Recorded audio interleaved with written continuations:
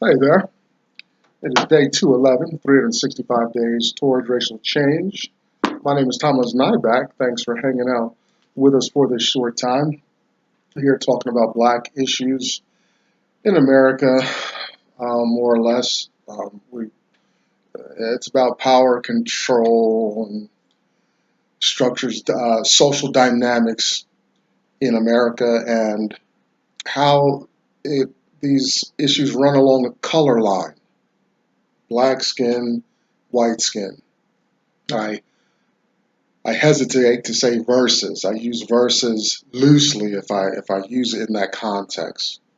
I think there are other even deeper issues involved. White, black, and colors.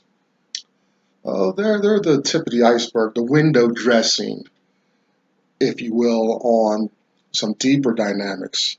You know, if we were all the same height, same color, same sex, uh, lived in the same space, I think the human condition would facilitate some reason to find uh, to discriminate against its own mirror image, right? I mean, we look in the mirror, and what do? We change, we work on our appearance, you know, because we just know that we're not uh, we don't look good enough or don't look right. We know that person in the mirror has something going that we don't, and we start shaving and putting makeup on, cutting our hair and stuff. Think about it. You know, all things being equal, human beings would find a way. Now, so our argument is actually fortunate because it's goes cuts right down along color lines, and that's a simpler argument. All the other underlying stuff is real about the nature of man's heart in general, things like that. We're just fortunate to have color of skin to be an issue. Having said that, I'm concerned. Uh, as you know, here, some of my burdens, two big ones is the mind, intellect, cognition of American minds as regards to color and race, and financial literacy. As far as the mind of America, is the black mind, do black people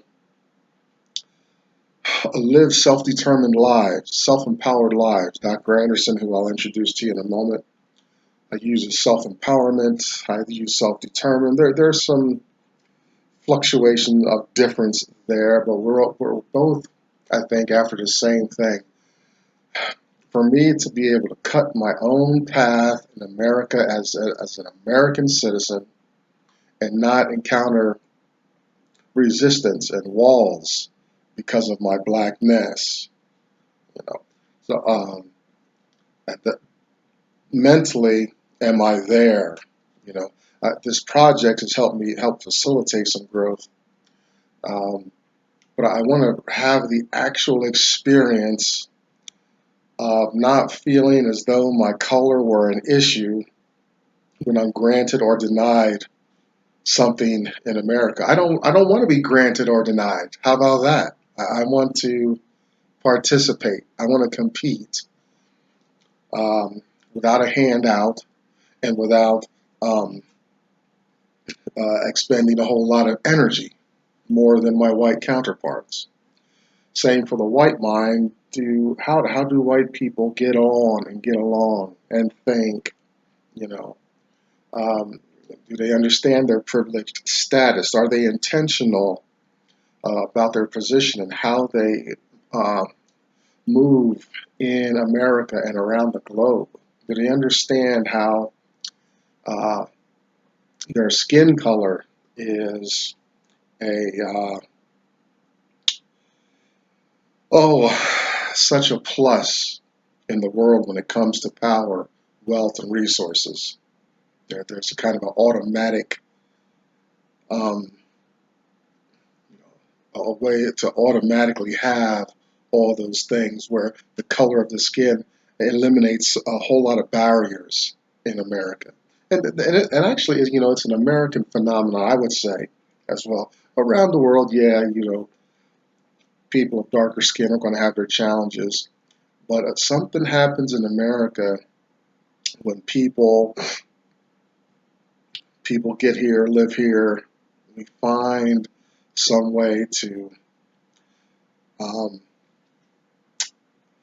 pay notice the differences in a way that turns very dysfunctional uh, very quickly. Financial literacy, do Black people know how money works, how money's working? I encourage people to read a great book called The Creature from Jekyll Island. Uh, I'm almost finished that book. It's a pretty thick book. And it's like helter skelter on steroids for as concerns America and American finance. I'm incredible. So I got to read it again, maybe do a little bit of fact checking, but it's incredible the claims that this book makes. Wow.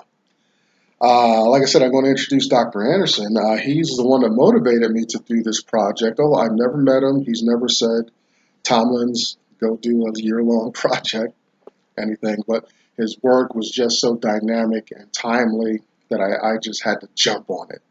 So here we are at day 211. We're going on 150 some days, and I can take a break. Although I'm going to be into my school, finishing up my bachelor's degree in philosophy.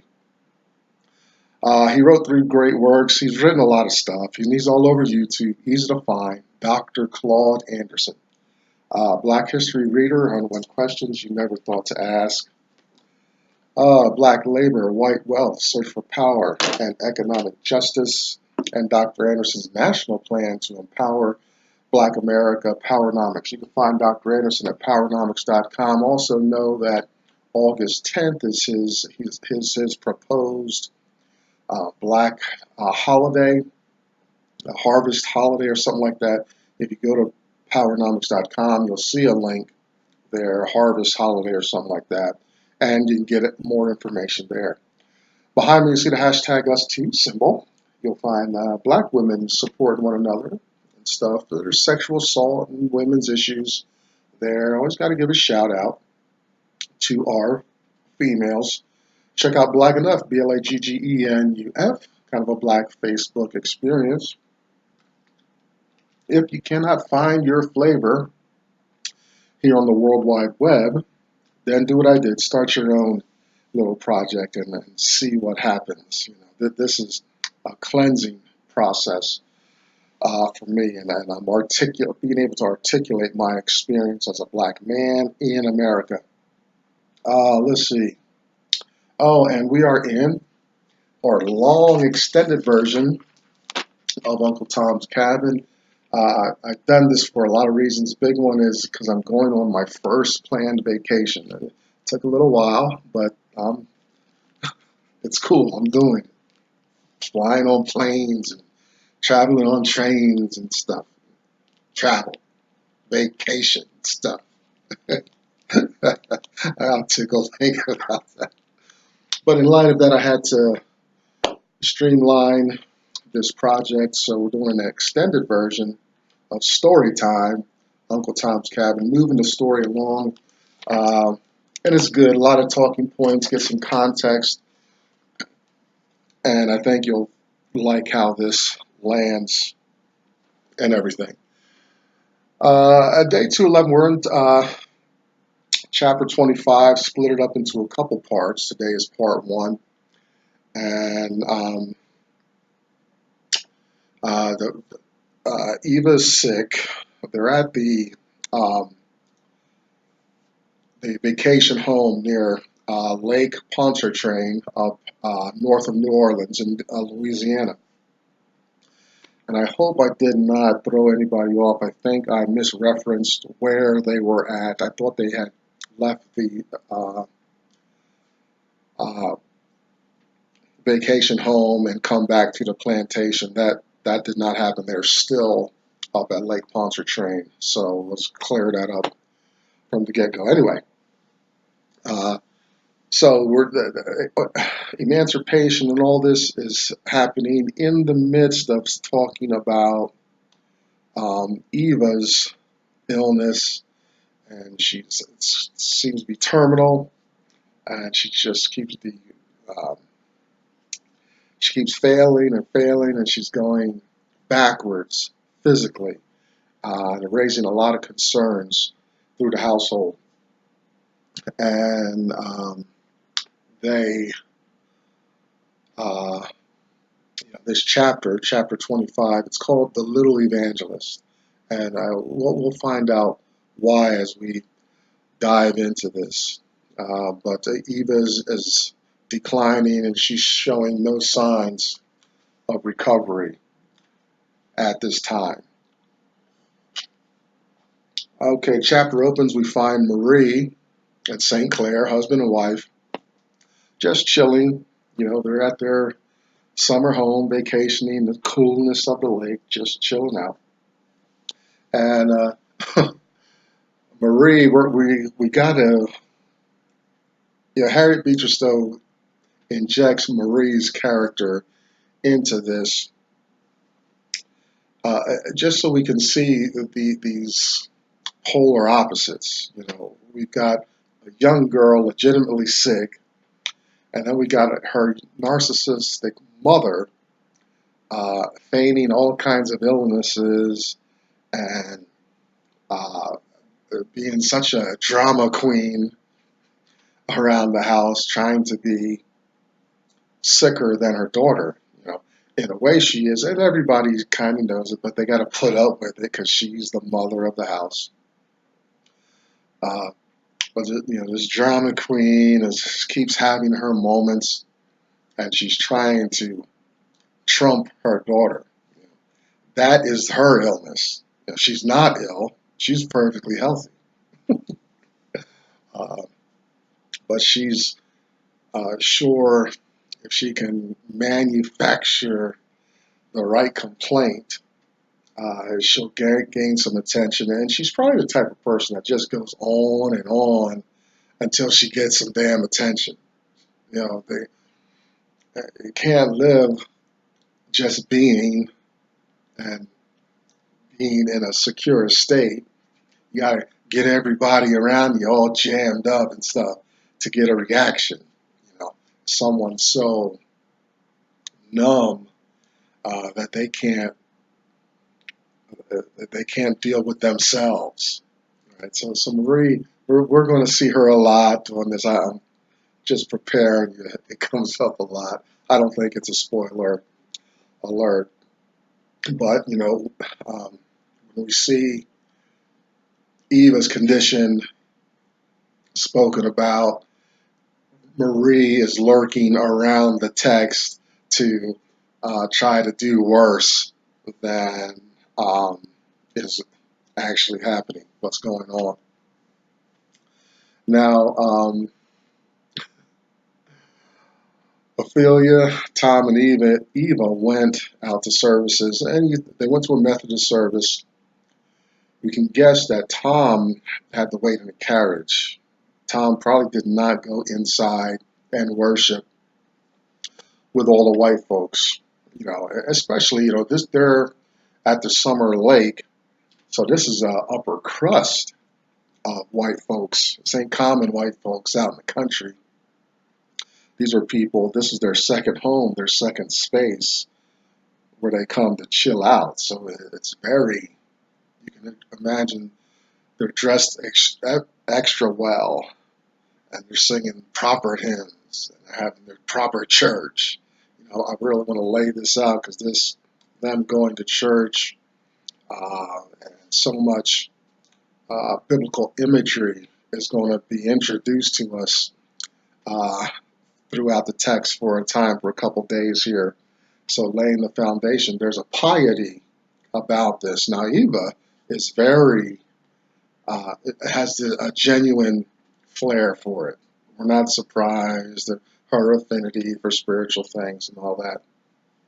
We're going to take some note of Ophelia in this this circumstance and see how she's growing, how it's going to reflect on her relationship with black folks and all this. So they're church goers, okay?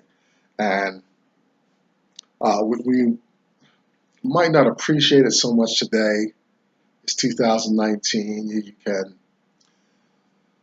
expect a level of inclusion. Although church, two places are the most segregated spaces in America: church and barbershops. You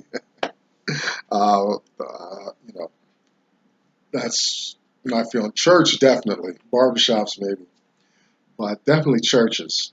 You know, a lot of course, a lot of mixed congregations out there and all that, but generally, you know, when people put out their shingle for the cross or religion on Sunday, it's very color coordinated. Language too. Language too. So they're getting back from the Methodist service and they're singing on hymns and all that. We could find Eva reflected on the sermon. Ophelia's probably forgotten already. Tom's already dressed well, most likely, and he is he already has church services in his head. He's already biased. He doesn't even know it needs to go inside. Matter of fact, the church needs to come out and hear some words from him. Uh, Immediately upon coming in, Topsy is found to be in some mischief. Now, Ophelia does not know what to do with the girl. She's taken to locking her up in closets when she's not home. Still some abusive stuff. She's taken on the responsibility of training Topsy, educating Topsy, getting Topsy civilized, but it's not. Oh, nothing's working. Topsy's not been reached. She's not changing. Ophelia's not changed. Remember, it's a two-way thing. It's, we're going to find out. Really got to massage this relationship if Ophelia and Topsy are going to come to a new understanding, a new way of wisdom and being with each other. But Ophelia hasn't found it yet. Topsy is a severely abused child. She really doesn't care. You can't beat her enough or cuss at her enough. Um, she's already too calloused. We need to find another approach to get Topsy moving on this education, civilization tip. Uh, she's up to some mischief. She's taken Miss Ophelia's one of her precious handkerchiefs or something, cut it up, and made clothes for her dolls. And it's just too much. Ophelia wants to give up. Marie says, I told you so. You know, that little nigger is not, will be no good. She's wicked and all this stuff. The only way to do anything is just beat her severely. Well, we already know that's not the remedy. That will not work on Topsy. Topsy, you might as well take a bat, go find a big boulder, and beat on the boulder. You're going to lose bat before boulder every time. The boulder will win. That's Topsy. In her heart, in her flesh too. She's calloused. She has many stripes. She's been beaten with rods, sticks, steel. You know, she's been beaten, knocked around. Yeah, she bring it on. She's not. She's a preteen. You know. Ophelia can't bring herself to do it. She actually tried it. And Topsy put on such a show that it was laughable to try corporal punishment on Topsy. Topsy says, I'm just so wicked. That's why I'm wicked, I'm wicked, I'm wicked. You've got to beat me. She encourages the beatings. That's how messed up in her head she is. Ophelia submits, says, this girl's just unreachable. We cannot teach her. I throw my hands up, and I have a right to. I failed. I can admit my failure. There it is.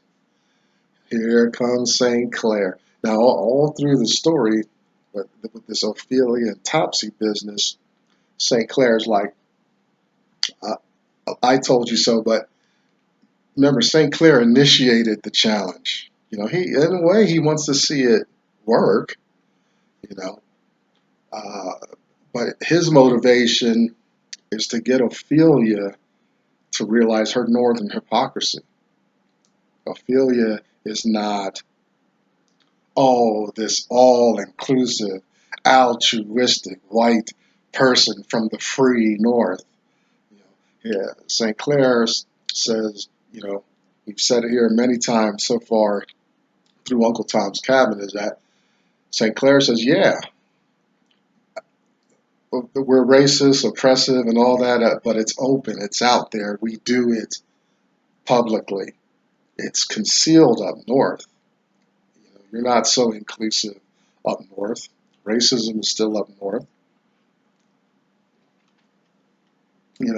Black people are not running around competitive, um, as we're led to believe about the North, and the North with all this abolitionist talk and emancipation talk.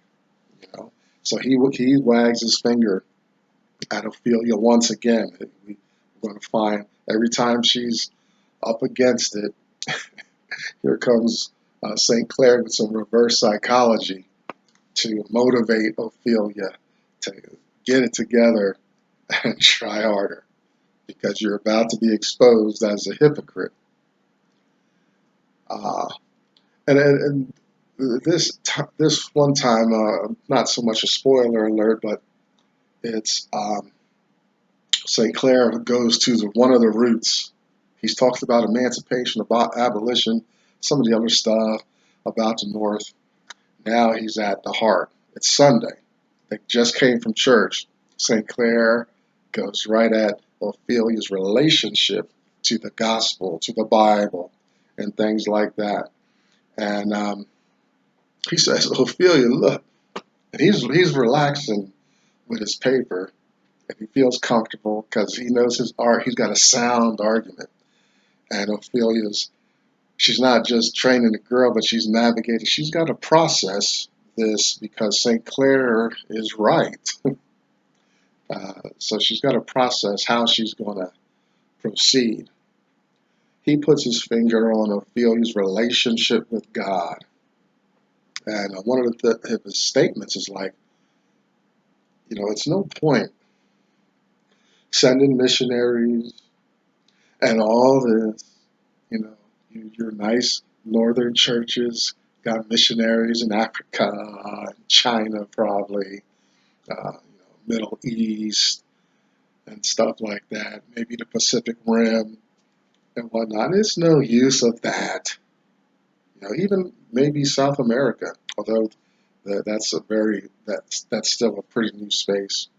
But Africa, definitely. But what's the use if doing all that when you can't even work with your black people right here on American soil? Where is your gospel? Why are you sending people out? Like this is a one-on-one relationship and it's failing. I mean, he's got her on the ropes now, and he's pulling combination, picking his shots. Yeah, and he's really getting Ophelia fired up. Two issues come up. Topsy's conditioning appears impossible to overcome. She's really pushing everything to the red, to the limits, and it's inexhaustible. It's not something that you're going to overpower with power. There needs to be some finesse, some kind of tai chi, some kind of emotional and spiritual martial arts where the opponent's weight and power is used against them. to find victory. To do that, it means finding softer spots, weaknesses, imbalances, uh, you know, directing power around and away, you know, very kind of a martial arts of reaching an individual. And Ophelia just cannot find it. She doesn't know where it's at, what to do, who to talk to. She's this is brand new ground for her. You know, she's in proximity with this little black child. She's taken up the challenge, and she can find nowhere uh, to get a foothold. Even she hasn't even started any kind of discipline, civilizing Topsy. Very troubling dilemma on this Sunday morning, just in from church. Um, and as far as St. Clare's argument about sending missionaries to Africa, that would be actually be a whole different scenario. Really, it's two different arguments because the black person on American soil is conditioned as a slave. They are manipulated by white folks to be a certain way, to be coerced, marginalized, impoverished, beaten, you know, where dysfunction is a norm for the American black person, especially in this time. Not so for the indigenous African on their own soil now. That's a whole different thing to bring them news of God and some education and things like that, because they're essentially a free people in a sense. They're not being coerced. That they have no idea what their brothers and sisters are going through on the other side of the Atlantic Ocean. They've got they're actually more free, probably more civilized than the black person on American soil. So we're going to be spending some time uh, working all this out. Now remember, this is a fictional text by Harriet Beecher Stowe, and I think what she's doing, she's appealing to this American public, North and South, and how they are going to reconcile this love for God, this worship of Jesus, of being so civilized in religion and stuff like that, being saved or wherever these churches are at. And there's a lot. It's not all just pure evangelical Christian thinking. There's Unitarians there. They don't have many of the same. They don't have the Trinity and stuff like that. It's one God, much like the Islamic tradition, things like that. So even Christendom is all over the place. There's Catholics here too. So it's not just a straight everybody's on the same page about religion, but she is challenging for the person who's reading with an open mind. She is challenging their convictions and their justifications for how they feel about black folks, free, slave, whatever. These next few chapters, and she's given some space to this, and she's going to look. She's got a magnifying glass, a super flashlight, and she's going to test every corner of the faith, and also have us exercise, see within ourselves how this, um, how we exercise all of this in our lives, and we'll see she's going to take our characters through quite a journey. I'm Tomlin's and I back to day 211 out of the way of 365 days towards racial change. Thanks for hanging out with me. I will see you soon.